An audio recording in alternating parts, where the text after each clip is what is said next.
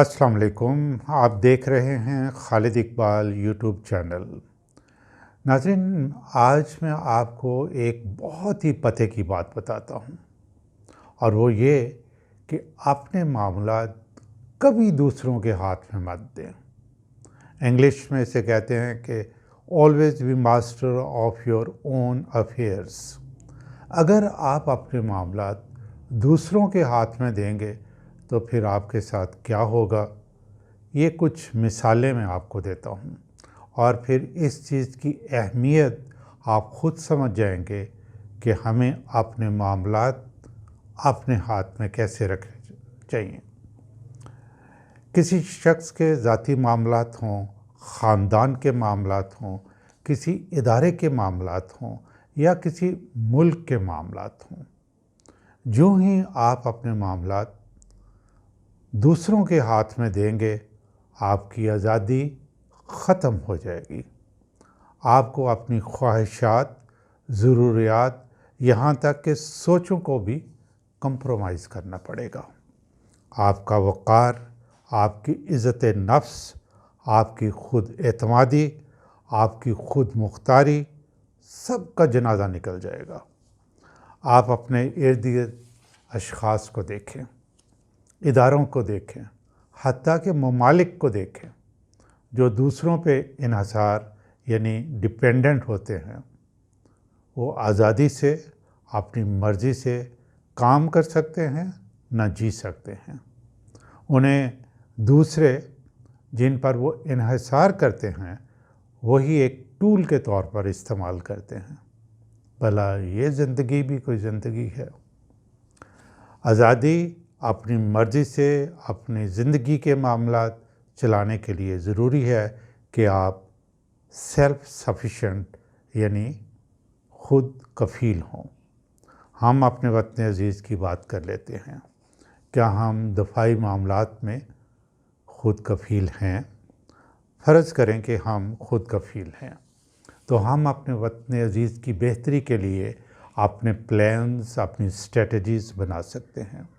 और अगर खुदा न ख्वास्ता हम खुद कफ़ील नहीं, तो फिर हमें उन ममालिक की बातें मानना पड़ेंगी जो हमें मदद फ़राहम करते हैं, ख्वाह वो हथियारों की सूरत में हो, टेक्नोलॉजी की शक्ल में हो या ट्रेनिंग हो।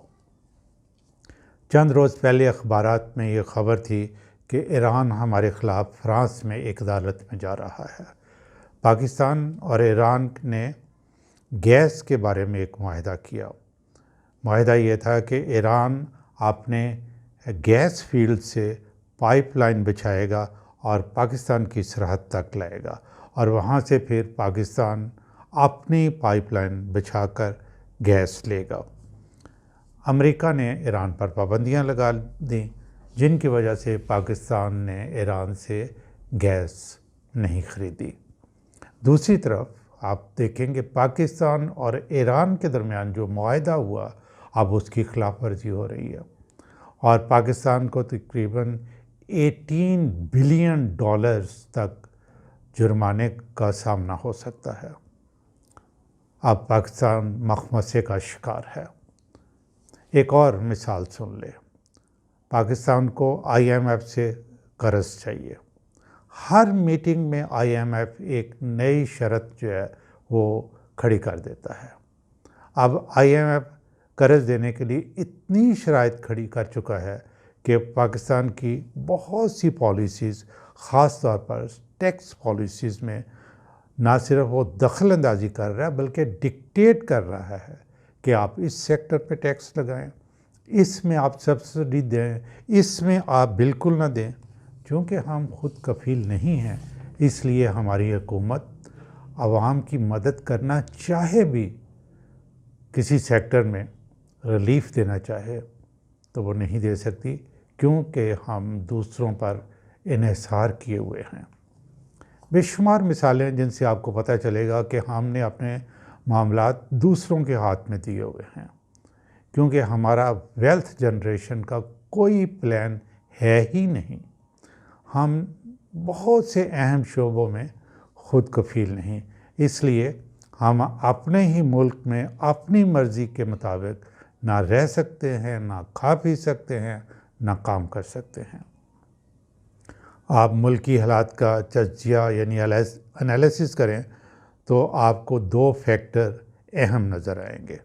پہلا کہ اگر ہم ایمانداری سے اپنے شعبہ میں محنت سے کام کریں، یہ ایک، اور دوسرا یہ کہ کفایت شعاری کو اپنا شعار بنائیں تو ہم ڈپینڈنسی میں کمی لا سکتے ہیں۔ جو ہی ہم کم ڈپینڈنٹ ہوں گے، ہم اپنی مرضی، اپنی خواہش، اپنی ضرورت کے مطابق فیصلے کر سکیں گے۔ آپ اپنے دیہی علاقوں کی حالت دیکھیں۔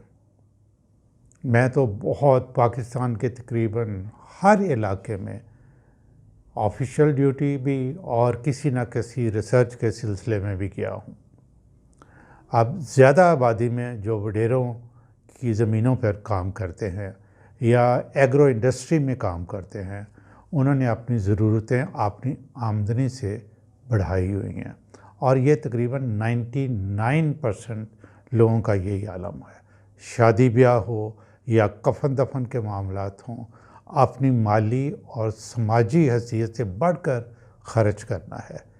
یہ سارا کچھ وڈیرے یا فیکٹری کی مالک سے قرض لینے کے بعد ہوتا ہے۔ نتیجہ کیا ہے کہ مالی طور پر تو وڈیروں کے زیر بار ہوتے ہی ہیں، سماجی طور پر بھی وہ مقروض پر حاوی ہو جاتا ہے وڈیرا جو ہے۔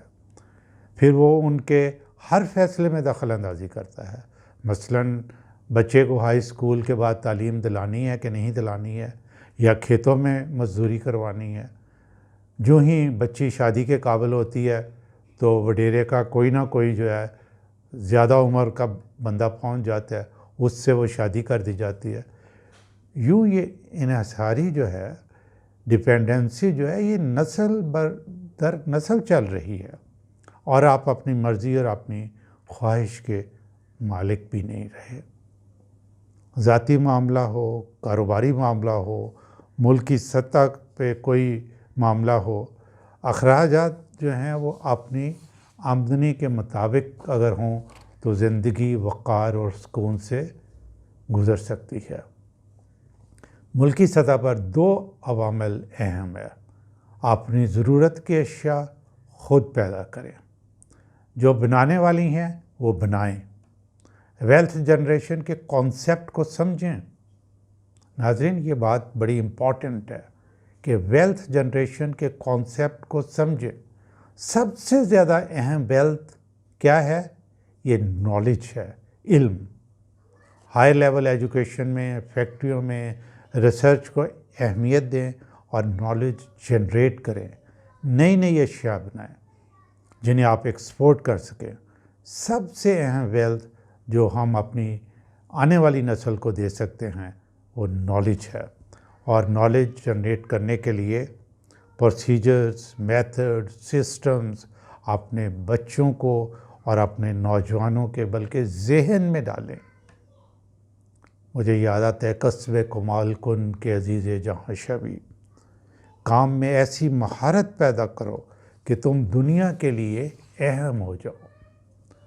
جب آپ کے پاس نالج ہو، آپ کریٹیو ہوں گے، نئی ایجادات کریں گے، کفایت شعار ہوں گے، آپ کے معاملات زندگی بھی اپنے کنٹرول میں ہوں گے، آپ اپنی مرضی اور خواہش کے مطابق جی سکیں گے۔